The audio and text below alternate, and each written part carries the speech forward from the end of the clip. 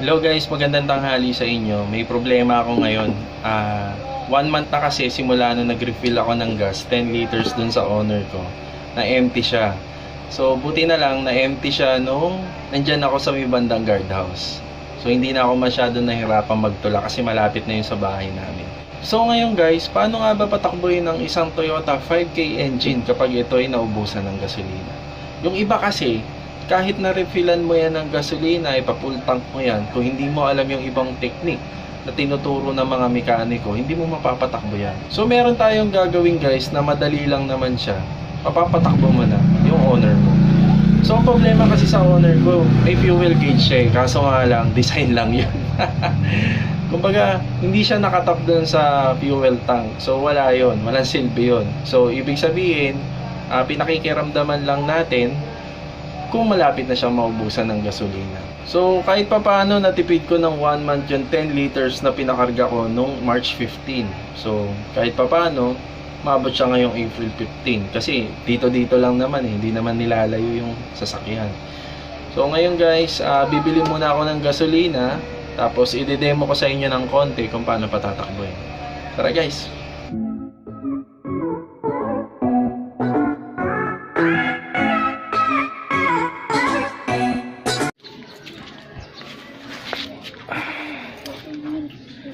Kaya rin inabot guys ng 1 month tong 10 liters ng owner kasi hindi naman siya madalas ginagamit. Pero siguro nakapapahinga lang ng mga 2 to 3 days tapos ginagamit. So nung pumasok yung April 15, lagi na siyang ginagamit. So double check muna natin kung aandar siya. Ayun o. Isa pa. Wala talaga. So kailangan ko na talagang bumili ng gas. Dala ako ng galon dito na isang 6 liters at saka isang 8 liters. So siguro sosobrahan ko na para may pang refill tayo sa susunod.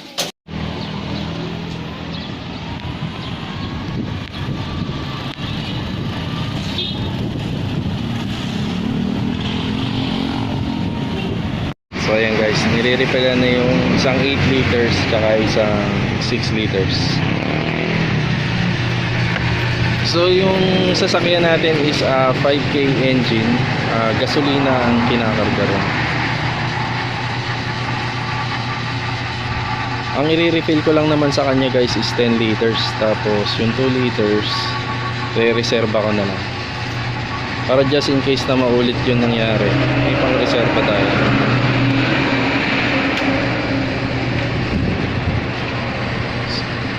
$287. So ayan guys, meron na tayong isang 8 liters at saka isang 6 liters. So ayan guys, no, since na lumabas na rin tayo, update ko na lang kayo sa mga makikita ko. Ang Vista Mall, nag-ooperate sila supermarket at saka yung sa parang sa construction house nila bukas. Tapos yung Palawan Express naman dito banda, bukas din. Ayan, sa mga gustong kumuha. Yung ATM booth nila rito, ATM machine bukas din dito sa left side. Ayan. So ayan, nagbabiyahe pa rin ako gamit tong e-bike natin. E-bike na to, napakatagal na, hanggang ngayon hindi ako iniiwan. Okay guys, meron ditong Tri-Stellar. Ito yung malaking bigasan dito. So yan, nag-ooperate sila. So siguro guys, mas maganda pumunta dito kapag ganitong oras.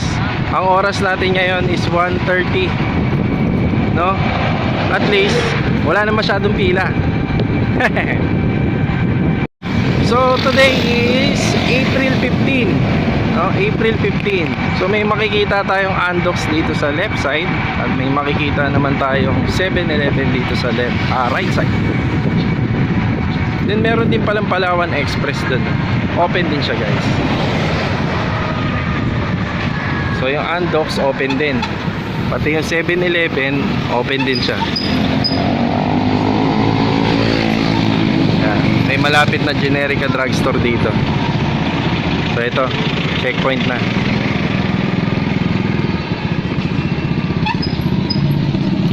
So guys, pag nandito ka pala, kailangan mo munang itabi yung sasakyan mo. So ayan, may social distancing din sila rito. Guys, hindi ko alam kung bakit ako napapapikit dyan sa part na yan. Pagpasensyaan nyo na.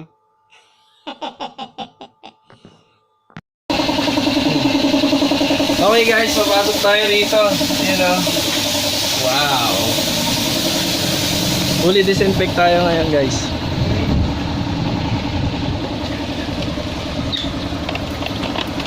So palis na tayo.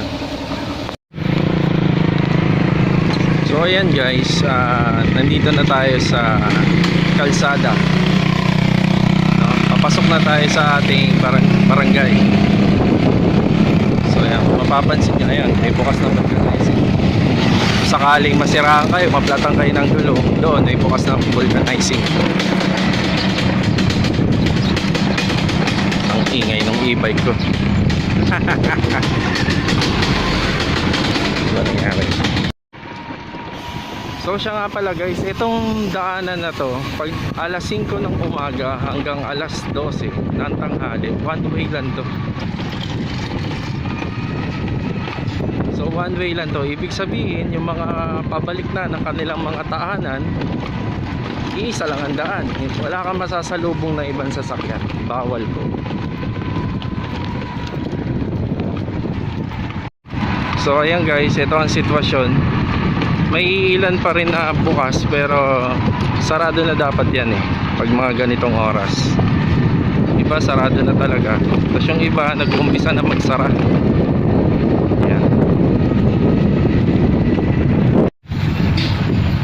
So ito na yung sitwasyon ng ating palengke. So pa-close na.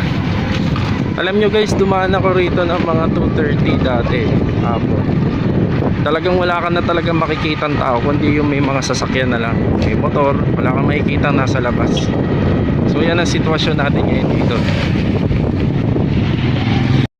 So taga dito yung kaibigan ko na si Batang, shoutout sa'yo, mabuhay ka, hindi ka lumalabas ng bahay.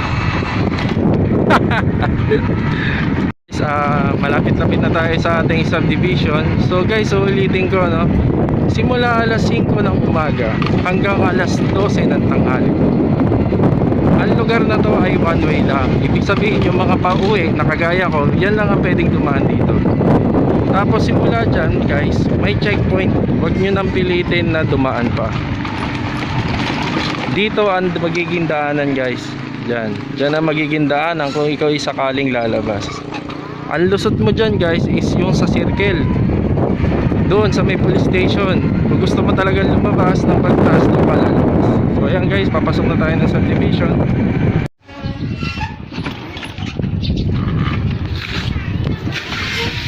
Kailangan meron tayong DIY na imbudol. So kailangan habangan natin yung hose. Importante yun kasi para pumasok siya at hindi matapon yung gasolina. So rinipin na natin guys.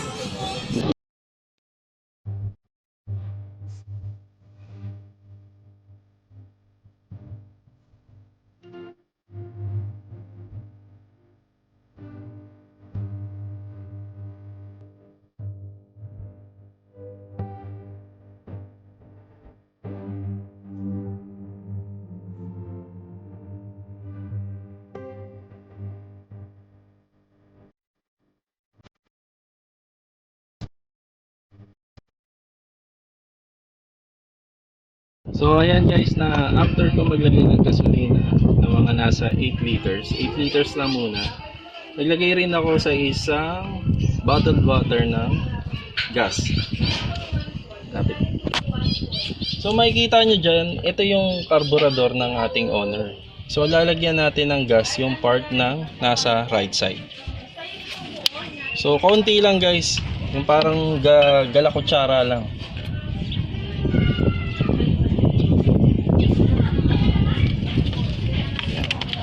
Tapos susubukan natin siya paanda rin guys.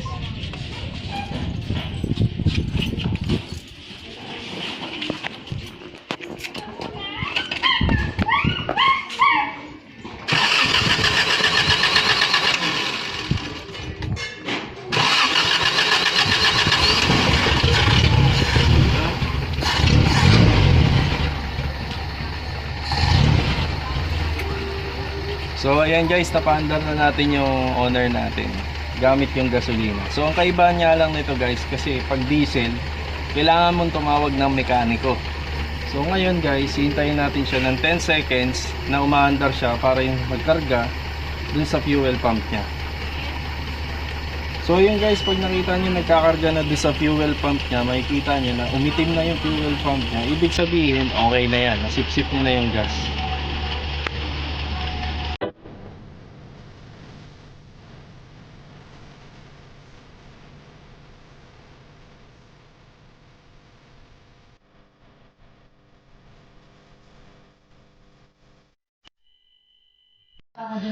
So yan lang guys, no, lagi natin tatandaan, lagi mag-iingat. Libangin natin yung mga sarili natin sa bahay, huwag munang lalabas, and God bless you all.